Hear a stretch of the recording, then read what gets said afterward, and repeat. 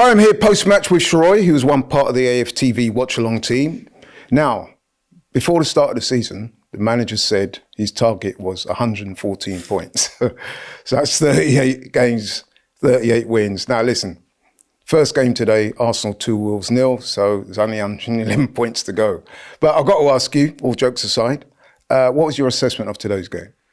Look, in all honesty, when you're looking at the first game of the season, you would like a clean sheet, you would like more than one goal, you would like the players that you think ought to hold attacking threat going forward, showing that they can materialise with that attacking threat. You want to come out without injuries and you want to be able to look ahead with an element of confidence. And to that extent, I think we tick the vast majority of the boxes, okay? I think Bukayo Saka with that moment of magic could have been very easy for him to go across the goalkeeper, but I think in that situation, going near post was the right option. That caught Sarr by surprise. And Saka had the assist for the first goal too. Kai Havertz did what you want your striker to do, right? So in that sense, people will look at the 2-0 scoreline and they will think to some extent the cannon tamed the wolves, right? But I am one of those guys that doesn't necessarily want to only look at the positives to the extent that it papers over the cracks. Because there were moments, particularly in that second half. You know what? In fact, let me start with the first half. There was an element of possession and threat that we held where I felt that Wolves didn't hold much. Those instances, Laurie, that's where we need to kill games off. And today we came out with a 2-0, but there were so many instances last season where we didn't take advantage of that and we didn't kill the game off. That's something I still think we need to improve on going forward. Now in the second half, defensively, these are just off the top of my head. Partey giving the ball away, leading to a shot on target. Saliba, I think, basically passing the ball to Cunha. And in that first half, they did pose an aerial threat where David Raya, in my opinion, pulled off the best save of his Arsenal career so far. So all in all, a bit of a mixed bag. There were certainly signs of encouragement, and I'm completely forgiving because it's the first game of the season. But the first 5 games of this season aren't very easy. So you don't have too much time to play yourself into form. Yeah, I think that's a pretty good assessment. I mean, you are right. Noticeably in the second half, we did drop off a little bit. Well, it's either that or Wolves came on, whichever way you want to look at it. But were you concerned about that? I mean, we've got a potentially very difficult game next week against Villa.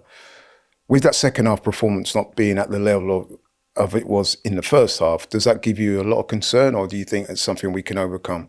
It's definitely something we can overcome because I've seen this exact group of players play far better than that for more than just one half. But I know that we are still earlier in the season, and those opportunities that I mentioned, if it's someone like Ollie Watkins on the end of some of those, you do get punished. You know, I think in all honesty, we were fortunate to come out with a clean sheet today. Concern, I'm not concerned just yet because I know exactly what Saliba and Gabriel's capabilities are. I would be very surprised if it is Zinchenko that starts next week, particularly because of the fact that when Timber came on, he looked pretty forthright, held a lot of attacking threat too, but he looked quite good at the back in general terms. So no, I'm not concerned. And I was actually saying this to you slightly earlier. Sometimes treat the first game when it's against slightly lesser opposition, no disrespect to Wolves. Treat it as a spar if you're a boxer. Sometimes, you know, you catch one to the jaw. You remember the one that you caught to the jaw for when you get into the main event that week after. Well, now all eyes on Villa, you know, and we should take heed of the fact that we were lucky to come away with a clean sheet and ensure that we're defensively far more solid next week than we were today. Because make no mistake, if we are as wasteful in possession, particularly in front of our box, next week as we were today, at Villa Park, that results in a goal. No, I agree. Tell me, one or two people on social media especially, been calling Partey out. They didn't think he was having his best game today. Are you concerned about that, or do you think it's something that next week he'll be fine? He just needed this to get this game out of the system and he'll come on strong next week? Or are you like some of the Arsenal fans saying maybe you may need to look at a change in that area? I do want to preface all of this by saying any sort of stick that anyone gives Thomas Partey is because everyone knows that on his day he is an elite midfielder. So to some extent we're holding Thomas Partey to his own standards that he has exemplified at Arsenal Football Club and in fact at Atletico before. Today he was wasteful in possession. Today he took a bit too long on the ball, got caught out a couple of times. Today sometimes he played some passes that were uncharacteristically sloppy. I am contextualizing it by saying that he spent the vast majority of last season out. Excuse me. I am contextualizing it by saying it's the first game of the season. And if we were to change it at this stage, where we haven't necessarily brought in a Marino, what are you doing? Because arguably, Jorginho obviously is a fantastic anchor, but we know what he lacks. And you would have to reorganise the midfield to accommodate Declan Rice in the 6 perhaps, and we don't have an 8 at this stage that we're happy with. Last season, we had Kai Havertz in the 8. We had Smith Rowe in the 8 sometimes. I think Trossard may have occupied the 8 at one point. The fact that we're looking at someone like Mourinho means that Arteta is not entirely confident in the fact that we have an 8 aside from Rice, that he wants to start in that position. And even if you do bring Mikel Merino in for the next game, I doubt that you want to give him the baptism of fire that you're inevitably going to get at Villa Park. That is a long way of me saying, look, I completely believe that Thomas Partey can play his way into form. I think continuity of a midfield partnership is massive as well. Same way that it is in any walk of life, right? I mean, even on a watch-along, when you have that consistency with the people around you, you build chemistry and inevitably you improve. If Thomas Partey does get used to the fact that he has Declan Rice next to him and he's given a run of games and they build that partnership, the ceiling is very high for those two.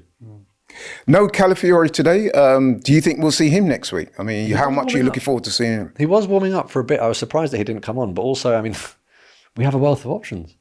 The idea that we can bring on someone like Timber, the idea that we already have the quality of Gabriel, Saliba and White on the pitch, and you can have someone like Calafiori unused.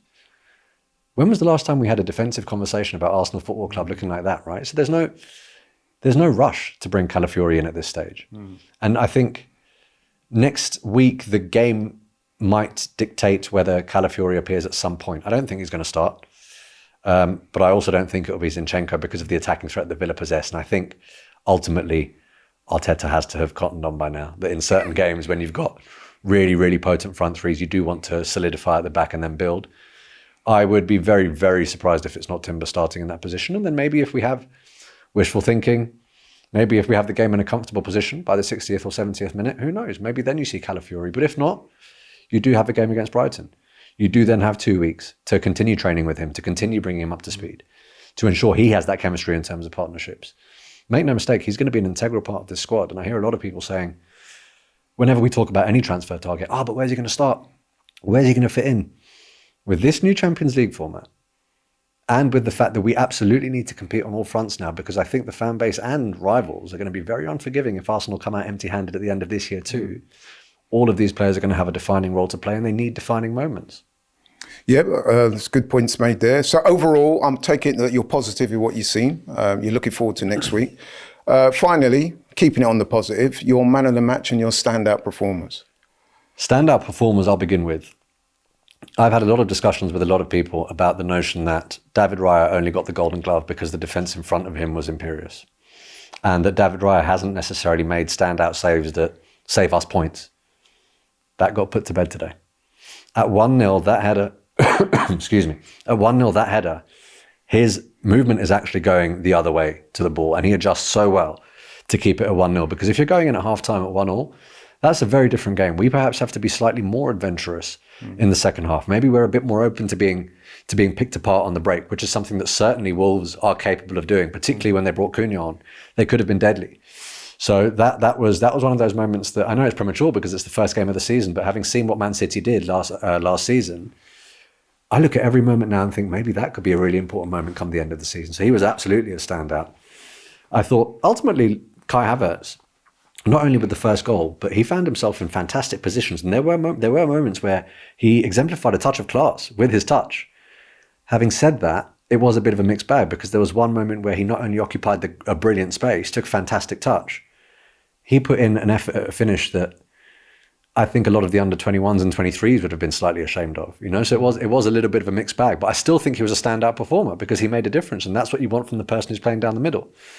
But for me, Starboy. Bukayo Saka, pinpoint delivery for the first goal. And when the game state is against us, and when I'm starting to get a bit nervous on the watch along, and when we're getting a bit sloppy in possession under the press, and when you think it could be 1-1 and a nervy 10 or 15, Bukayo Saka steps up. There's me, what do I know, screaming, take it to the touch, go down the line, cuts inside, bang, thank you, and I'm out. So for me, Bukayo Saka, man of the match, but there were certainly standout performances from the back all the way to the front. Okay, thank you very much, Shirey. Well done. Thanks.